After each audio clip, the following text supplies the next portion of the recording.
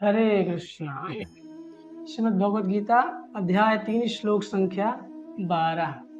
भगवान यहाँ बहुत सुंदर उपदेश दे रहे हैं। कहते हैं, इष्टान भोगान ही वह देवा दास्यन्ते यज्ञ भावितः तय दत्तान अप्रदायेभ्य क्या भुक्त्यस्तिन एव सः। जीवन की विभिन्न आवश्यकताओं की पूर्ति करने वाले विभिन्न देवता यज्ञ संपन्न करने से प्रसन्न होकर तुम्हारी सारी आवश्यकताओं की पूर्ति करेंगे, किंतु जो इन उपहारों को देवताओं को अर्पित किए बिना भोगता है वह निश्चित रूप से चोर है।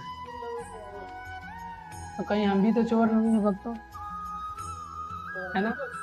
हम तो अपने जीवन में जो कुछ पाते हैं किसको देना है ना?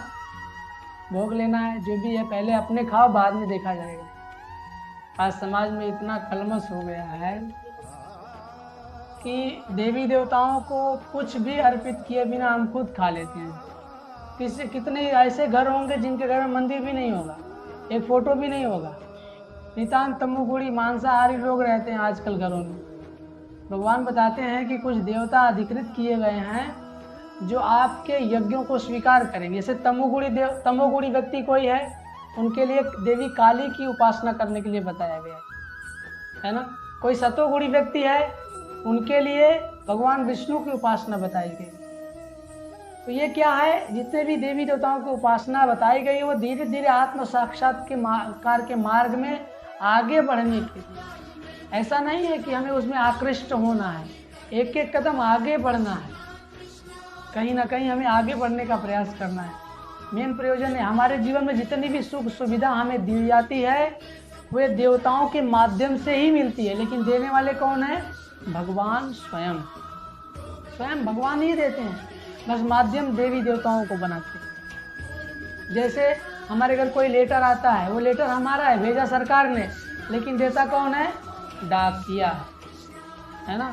लेकिन हम क्या सोचते हैं, ये डाकिया ने दिया? नहीं, हम ऐसा नहीं सोचते, है ना। हम तो जानते हैं कि सरकार से आया।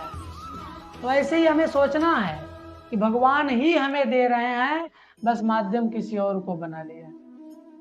और हम जो कुछ भी देवी देवताओं को अर्पित करते हैं वो देवी देवता चोर नहीं हमारी तरह, वो भगवान को अर्पित करते ले जा करके, है ना।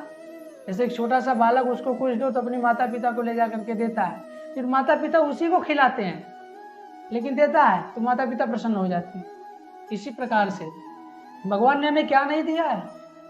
हवा, पानी, प्रकाश, भोजन, है ना। कितनी खनिज वस्तुएं हैं, ये सब कहाँ से मिलती हैं? इस धरती से ही तो मिल रही है। और धरती कौन है? भगवान की पत्नी। वसुंधरा कौन है? भगवान की पत्नी है। तो देने वाले भगवान ही है, किसी न किसी को माध्यम बनाया हमारे लिए। हम जो कुछ भी खाते हैं, आप विचार करिए कि उनमें से एक भी हम बना सकते हैं क्या? हमारे जीवन की जो भी सुविधा है वो हम बना सकते हैं? कुछ भी, A to Z कुछ भी नहीं बना सकते। उसका सोर्स कहाँ है? प्रकृति है।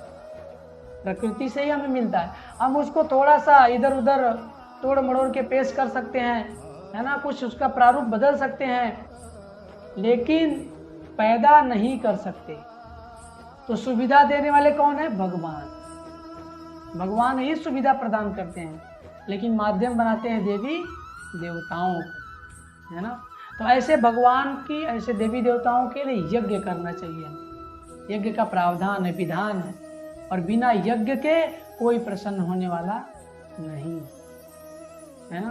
और ऐसा ही भगवान जानते थे कलयुग के लोग यज्ञ करने में उतने निपुण नहीं होंगे, बुद्धि बल विवेक सब कुछ कम होगा। इसलिए भगवान कृष्ण साक्षात श्री चैतन्य महाप्रभु के रूप में उपस्थित हुए और उन्होंने हमें एक यज्ञ दिया, संकीर्तन यज्ञ, जो कोई भी कर सकता है। एक बालक भी कर सकता है, एक बुजुर्ग भी कर सकता है, एक युवा भी कर सकता है, रोड पे चलते चलते कर सकते हैं, है ना। खाइते सोइते जथा तथा नाम लोई, देश काल नियम नास्ति सार व सिद्धि। अब कभी भी ट्रेन में जा रहे हैं, बस में जा रहे हैं, रोड पे चल रहे हैं, खाना बना रहे हैं, किसी भी समय ये यज्ञ किया जा सकता है। अब इसका ये सिद्धांत नहीं इसी समय करना है, लेकिन ये रास्ता बताया गया। हरि नाम संकीर्तन आप कभी भी कर सकते हैं, और इस यज्ञ से भगवान समेत सारे देवी देवता प्रसन्न हो जाए और हमारे जीवन की सुविधा सुलभ रूप से हमें मिल जाए। निश्चित, इसमें कोई संशय नहीं है। तो सुविधाएं चाहते हैं और मिल भी रही हैं, तो भगवान कृष्ण की सेवा हमें करनी है। हरे कृष्ण।